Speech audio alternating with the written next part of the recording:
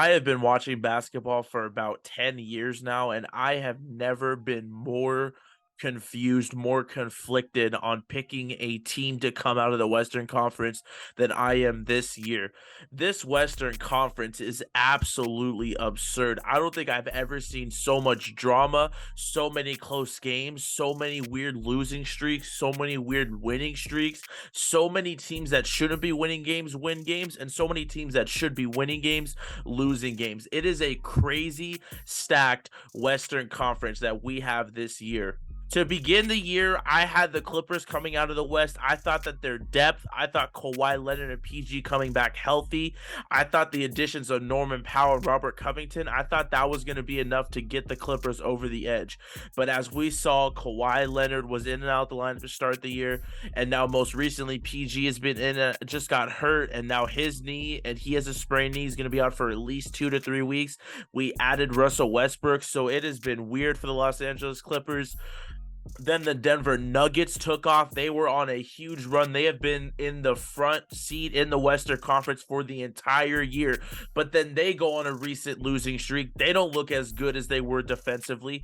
They look like they're reeling just a little bit. You look at the Kings, who just came out of nowhere. Nobody thought the Sacramento Kings were going to be anything good. They come out of nowhere. They're fighting for the second seed in the Western Conference. They look like a team that could compete in the West, but you look deeper and they're just not an experienced team. Nobody on that team except for Harrison Barnes has been in any sort of deep playoff runs. You can argue Kevin Huerter with Atlanta, but Harrison Barnes has been to the finals, done that. He's had that true experience. But their stars, De'Aaron Fox, Domantas Sabonis, they do not have deep playoff success and or deep playoff experience whatsoever. So they're a young, up-and-coming team that probably has future potential, but you don't really think they have true potential this year to make a true run in the Western Conference. You look at the Memphis Grizzlies, who have been one of the most consistent teams all year long, but they just seem like they don't have enough. You know what I mean? I mean, you look at the West with Kevin Durant and Devin Booker on the same team, Kyrie Irving and Luka Doncic, Kawhi Leonard and Paul George, Nikola Jokic and Jamal Murray. Like, there is firepower in the Western Conference, and just something about the Memphis Grizzlies, like, yes, Ja is amazing. Jaren Jackson Jr. is a great complementary piece, as well as Desmond Bane. Whoever you want to say is Ja Morant's sidekick, be my guest. They're both tremendous players. I just don't look at that team and be like, they have enough for me. I feel like they need something else on this team. But they've been playing fantastic basketball all year long. They have remained the second seed with Ja Morant being out. Ja Morant comes back, and now they look like one of the best teams that are in the West right now. So you can't write them off. And I think they have a really good shot with how much turmoil is in the Western Conference to win the whole thing in the West and come and represent the Western Conference this year in the playoffs.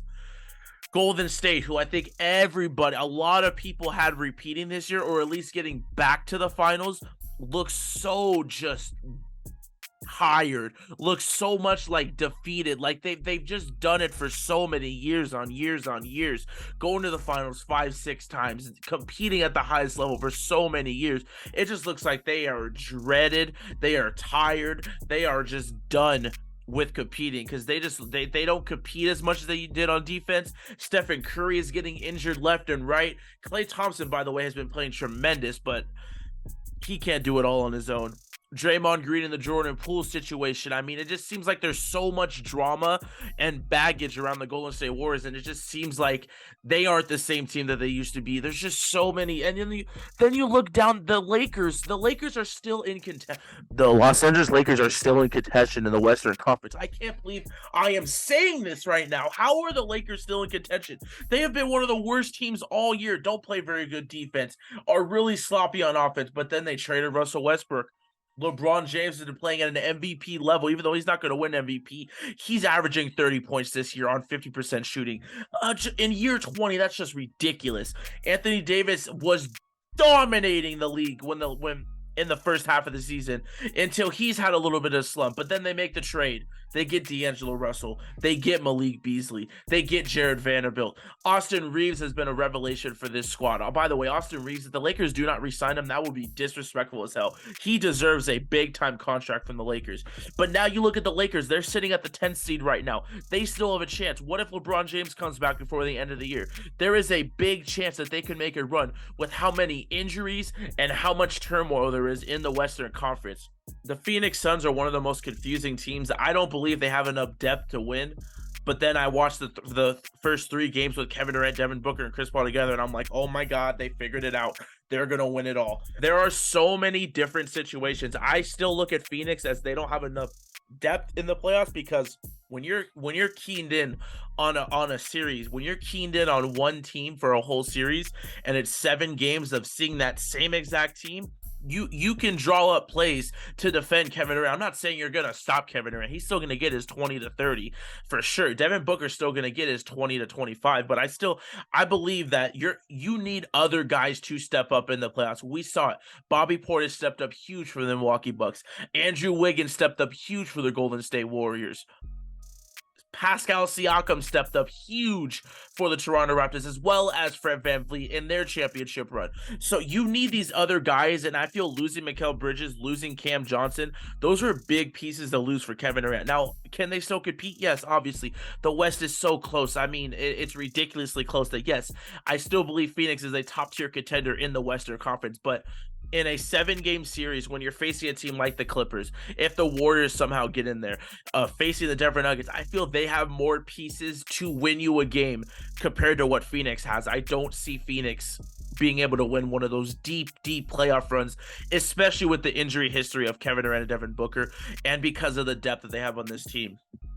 If you held the gun up to me if you were forcing me to make a pick right now in the Western Conference of who is going to come out the West, and you were saying you have to make a pick right now, I mean, Denver Nuggets sits pretty at 49-24 now. They're number 1. Memphis Grizzlies are number 2 at 45-27. Sacramento Kings are 3rd, 43-29. The Suns are 4th, 38-34. The Clippers 38-35 at 5th. The Warriors sit right now at 6th, 38-36. The Timberwolves 37-37, the Thunder 36-36, the Mavericks 9th, and the Lakers are 10th. If you held me to make a pick right now of who is going to come out of the Western Conference right here on March 23rd, 2023 on a Thursday, if you held me to say right now I had to make a pick right here, oh man, I would probably go with the Memphis Grizzlies. Here's why. I think they are the most healthy. I think they are ferocious on defense, and they play so well together on offense. I feel they have the most complete and healthy team right now. I feel if they play the Sacramento Kings, experience would kill the Sacramento Kings. I feel because the Sacramento Kings are so offensive heavy that offense is easier to stop than defense. If you have the effort on defense, you're not going to stop a good defensive team. I don't believe that, truly. I believe you could stop a good offensive team because, one, players are gonna not hit their shots 100% of the time. So there's going to be times where the Sacramento Kings are going to miss shots, and the Grizzlies can take advantage of that.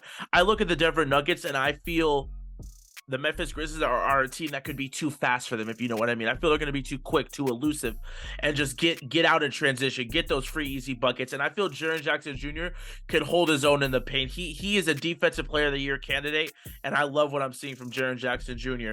Desmond Bane, it reminds me so much of Klay Thompson. Not as good as Klay Thompson, obviously, but he reminds me a lot of Klay Thompson in the way he plays. He plays off of John Morant so well, and I think he's a great complementary piece. Dylan Brooks, even though as much as I hate his off the court antics, I hate how much trash talk he does, he's an elite defender. Let's not get it mistaken. He's a dirty player sometimes, but he locks in on the best offensive player on your team, and he doesn't lock them up, but he gives them a tough time. So I do like Dylan Brooks on this team. Tyus Jones is he's probably the best backup point guard in the league. He could start for a lot of teams. He just is one of those typical old school point guards. He's going to run your offense perfectly to a T. He's going to hit the open threes. He's got his little floater game.